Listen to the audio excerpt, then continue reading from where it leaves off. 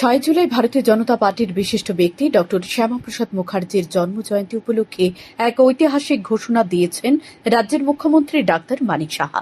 তিনি আগরতলা টাউন হলের নাম পরিবর্তন করে শ্যামাপ্রসাদ মুখার্জির নামে নামকরণ করার কথা বলেছেন। পাশাপাশি শ্যামাপ্রসাদ মুখার্জির একটি মর্মর মূর্তি স্থাপন করার ঘোষণা দিয়েছেন। সে অনুযায়ী আগরতলা পুর নিগমের পক্ষ থেকে সমস্ত প্রস্তুতি গ্রহণ করা হয়েছে। কিন্তু মুখ্যমন্ত্রীর এই ঘোষণায় জল ঢেলে যাওয়ার জন্য বিতর্ক সৃষ্টি করেছে রাজ্যের বিরোধী রাজনৈতিক দলগুলোর পাশাপাশি সরকারের শরিক দলের বিধায়ক রঞ্জিত দেববর্মা।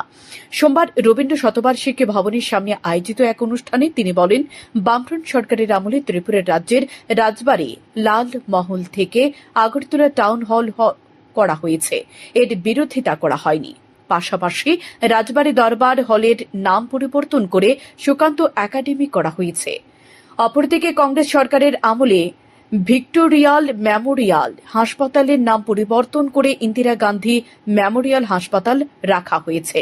রাজ আমলের আস্তাবল ময়দানের নাম পরিবর্তন করে স্বামী বিবেকানন্দ ময়দান রাখা হয়েছে। এভাবে একের পর এক পুরনো ঐতিহ্যকে মুছে ফেলার জন্য নামকরণ পরিবর্তন করা হচ্ছে।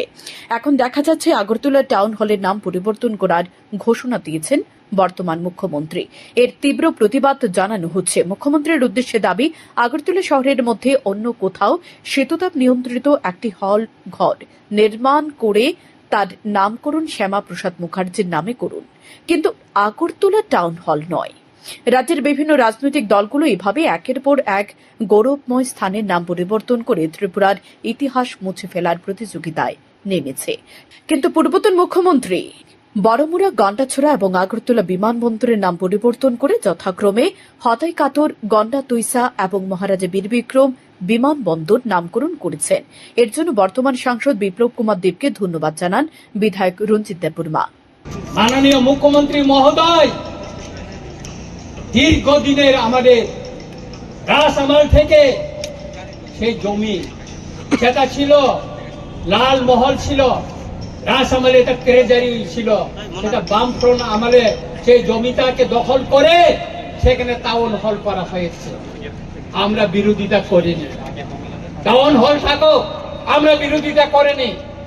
কিন্তু গতকাল মাননীয় মুখ্যমন্ত্রী মহোদয় এই টাউন হলকে ডক্টর শ্যামাপ্রসাদ মুখার্জির নামে নামকরণ করার জন্য উনি ঘোষণা দিয়েছেন। আমি এর তীব্র প্রতিবাদ জানাই। কেন আমি প্রতিবাদ জানাই? ডক্টর শ্যামাপ্রসাদ মুখার্জির নামে আপনার শহরে আরেকটা বড় টাউন হল করুন, আর এই টাউন হলকে টাউন হলে রেখে দিন। ত্রিপুরায় বিভিন্ন রাজনৈতিক দল আমাদের ইতিহাস মুছার জন্য এখানে কম্পিটিশন চালাচ্ছে। সেই কংগ্রেসের আমলে এই যে বর্তমানে যে আইজিএম, এটা বিএম যে হসপিটাল, ভিক্টোরিয়া মেমোরিয়াল হসপিটালকে সেটা আইজিএম করা হয়েছে। এই যে সুকান্ত একাডেমি, এই সুকান্ত একাডেমি কি ছিল? এটা দরবার হল ছিল, দরবার, এটাকে এখন সুকান্ত একাডেমি করা হয়েছিল। এখানে আগে দরবার হল ছিল। এইভাবে ত্রিপুরার ইতিহাসকে মুছে দেওয়ার জন্য সেই আস্তবলকে স্বামী বিবেকানন্দ ময়দান ঘোষণা করা হয়েছে। এটা আমরা মেনে নিব না। আমরা অনুরোধ করব মাননীয় মুখ্যমন্ত্রীকে, বিনয়ের সঙ্গে অনুরোধ করব, মাননীয় মুখ্যমন্ত্রী মহোদয়, আমি ধন্যবাদ দিতে চাই আমাদের প্রাক্তন মুখ্যমন্ত্রী বিপ্লব দেবজিকে। তিনি থাকাকালীন আমাদের বড়মুড়াকে হাতাইকাতর, গন্ডাছড়াকে গন্ডাতুইসা, তারপর আগরতলা এয়ারপোর্টকে তিনি মহারাজা বীরবিক্রম মহারাজার নামে তিনি করে গেছেন। সেই জন্য ওনাকে আমি ধন্যবাদ জানাই। তাই আমি মাননীয় মুখ্যমন্ত্রীকে অনুরোধ করব, বিনয়ের সঙ্গে অনুরোধ করব, এই যে টাউন হলকে আপনি যে ডক্টর শ্যামাপ্রসাদ মুখার্জির নামে যে নামকরণের ঘোষণা দিয়েছেন সেটাকে প্রত্যাহার করে নিয়ে অন্য জায়গায় ওনার নামে সসম্মানে ওনার স্ট্যাচু বানিয়ে।